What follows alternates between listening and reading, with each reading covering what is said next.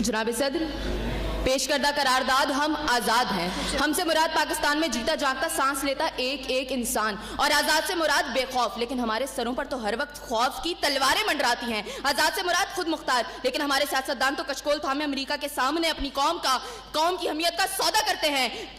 आज़ाद से मुराद किसी के ताबे ना होना, लेकिन हम तो आज भी उन्हीं जागीरदारों, उन्हीं वडेरों, उन्हीं लुटेरों, उन्हीं जाबिर, उन्हीं जालिम, उन्हीं बेहिस और बेबस हुक्मरानों के ताबे हैं। तो मंतकी एतबार से करारदाद अभी और इसी वक्त मुस्तरद होती है। अगर ऐवान में बैठा कोई एक नौजवान भी खड़े होकर ये कह दे कि हाँ, जितनी आज़ादी हमें मिली है इतनी ही काफ़ी है, तो मैं अभी और इसी के वक्त यहाँ के बजाय वहां खड़ी हूँ। लेकिन जनाब सदर, हम आज़ाद नहीं। और ये किस आज़ादी की बात करते हैं जिस मुल्क में वाटर कूलर से लटकते हुए गिलास को भी जंजीरों में जकड़ के रखा जाता हो, उसमें इंसान क्या आज़ाद होंगे? जनाब सदर, हम आज़ाद नहीं है। जनाब सदर, असल में मवाफकत में आने वाली मुकर्ररा खुद को डिज्नीलैंड की प्रिंसेस समझती हैं, क्योंकि ये जो कहानी हमें सुनाती रही वो पाकिस्तान तो हमने कभी देखा ही नहीं।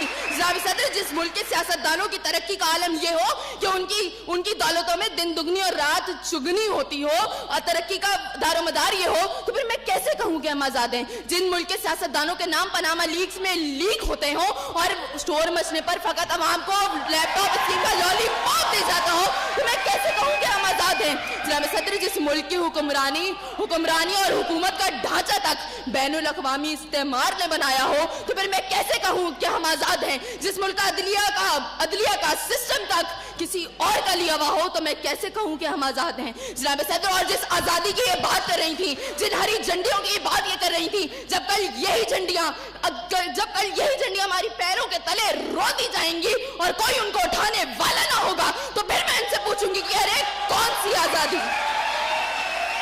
जनाब सदर, हम आज़ाद नहीं कि जब कश्मीर में हमारे भाइयों को मार मार के उनका भुर्कस निकाला जा रहा था, तो हम भारतीय मूवी सुल्तान को पाकिस्तान में सबसे मकबूल तरीन फिल्म बनाने में मसरूफ थे। तो मैं कैसे कहूँ कि हम आज़ाद हैं? जब बॉर्डर के पार हमारे मुसलमान भाइयों को मारा जा रहा था, तो मेरे मुल्क के सियासतदान आम की पेटियां और साड़ियां तोहफे में उनको बेच रहे थे। तो मैं कैसे कहूँ कि हम आज़ाद हैं? जनाब सदर, और हमारे नौजवानों के लिए, अभी रोड पर मैं देखती भी आई, हमारे नौजवानों के लिए आज़ादी का मकसद फकत बाइकों के साइलेंसर फाड़ फाड़ के निकालने तक महदूद है।